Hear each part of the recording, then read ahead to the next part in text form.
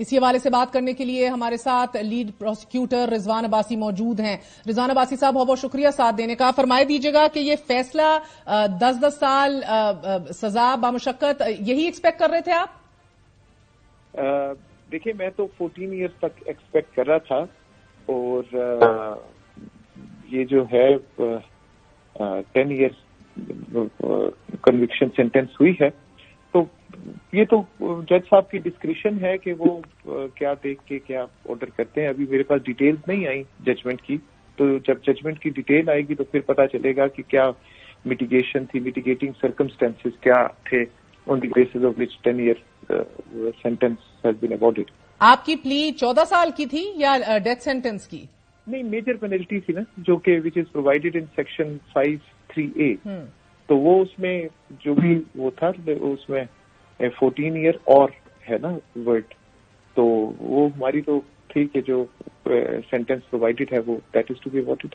رضوان عباسی صاحب, تحریک انصاف کا یہ کہنا ہے کہ ڈیو پروسیس نہیں فالو ہوا اور اس لیے یہ فیصلہ بھی کمزور ہے اور یہ اوور ٹرن ہو جائے گا.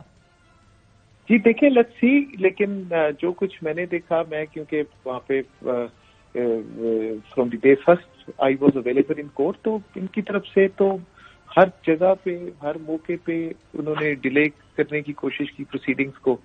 اور ایون جب اسٹیٹ کاؤنسل نے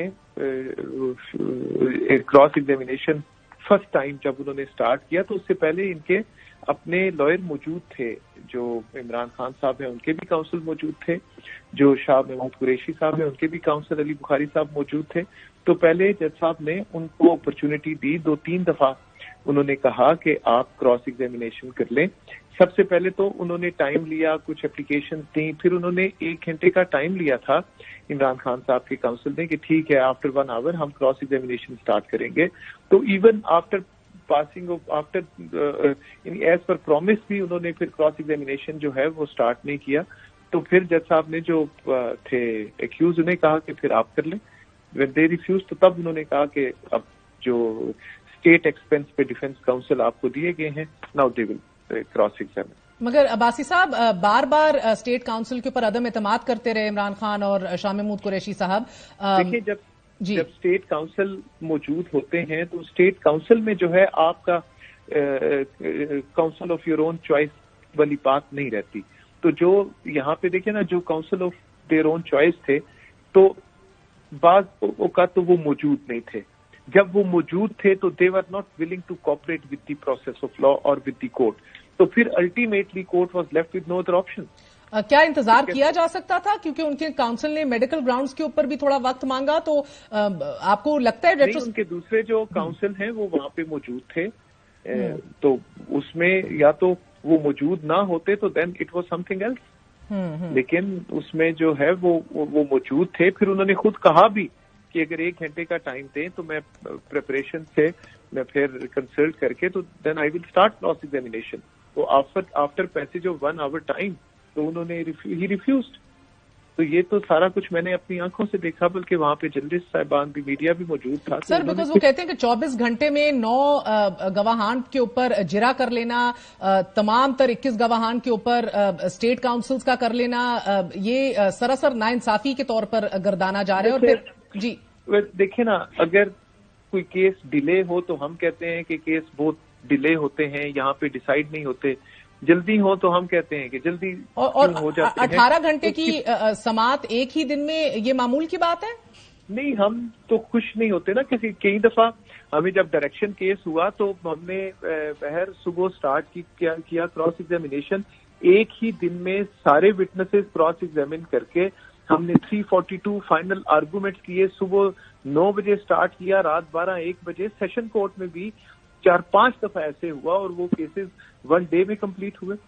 یہ کوئی ایسا تو نہیں ہے کہ یہ ناممکنات. سو اس میں نہ آپ کو انڈیو ہیس دکھ رہی ہے اور نہ ہی ان کا right of council, right of defence نہ ہونا آپ کو کوئی بڑی پیچیدہ بات لگ رہی ہے؟ آپ تو دیکھ رہی ہیں from the debt of appointment of state council, لیکن میں دیکھ رہا ہوں فرام دی ڈے فرسٹ کہ میرے ساتھ یعنی وہاں پہ کورٹ میں کیا کچھ ہوتا رہا, کیسے ڈیلے پروسیڈنگز کی جاتی رہی, کیسے اس کو لنگر آن کیا جاتا رہا. تو میں تو اس سارے चीजों को देख के तो और उन सारी चीजों को देख के आर्टिकल 10A फेयर ट्रायल के मुकम्मल तकाजे पूरे किए गए हैं आपके मुताबिक? जी देखें ना, 10A क्या प्रोवाइड करता है, डॉक्यूमेंट्स प्रोवाइड करने हैं विच वर प्रोवाइडेड, चार्ज फ्रेम करना है, बताना है एक्यूज को इट वाज डन, फिर प्रोसिक्यूशन विटनेसेस जो हैं वो एग्जामिन होने हैं, अपॉर्चुनिटी ऑफ क्रॉस एग्जामिनेशन देनी है, इट वाज डन, और उसके बाद 342 और फाइनल आर्गूमेंट्स होने हैं।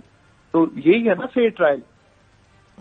उसमें कोई टाइम लिमिट का तो नहीं है कि अगर कोई लेट होगा तो वो फेयर ट्रायल नहीं है और जो जल्दी हो जाएगा वो फेयर ट्रायल नहीं है, कोई ऐसी बात इधर गिला ये है कि राइट ऑफ डिफेंस, अपनी choice of defence is not just a technicality in law, ये एक राइट होता है ड्यू प्रोसेस के लिए। पहले ये बताइएगा सर कि सजा किस सेक्शन पर हुई है? ये सजा जो हुई है ये सेक्शन 53A और 53B में हुई। अब्बासी साहब बताइएगा कि हामिद खान साहब ने इल्जाम लगाया है कि वुकला को एक छोटे बंद कमरे में डालकर बंदूकें तानी गई उनको दबाव में लाने के लिए। नहीं, ऐसा तो कुछ भी नहीं हुआ जी। मैंने तो ना सुना, ना देखा, ना ऑब्जर्व किया, ना महसूस, कुछ भी नहीं ऐसी। तो मैं पहली दफा सुन रहा हूँ आपसे।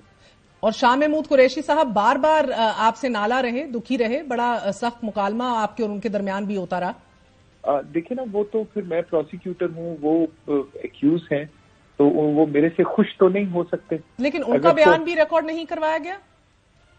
नहीं, उनकी स्टेटमेंट तो वो रिकॉर्ड करवा रहे थे।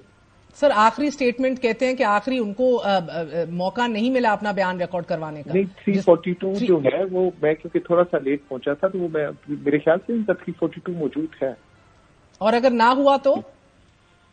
मैं देखता हूँ अगर ना हुआ तो, लेकिन वो मौजूद है मेरे साथ। नहीं, अगर ना हुआ तो क्या केस जो है वो अड़ जाएगा?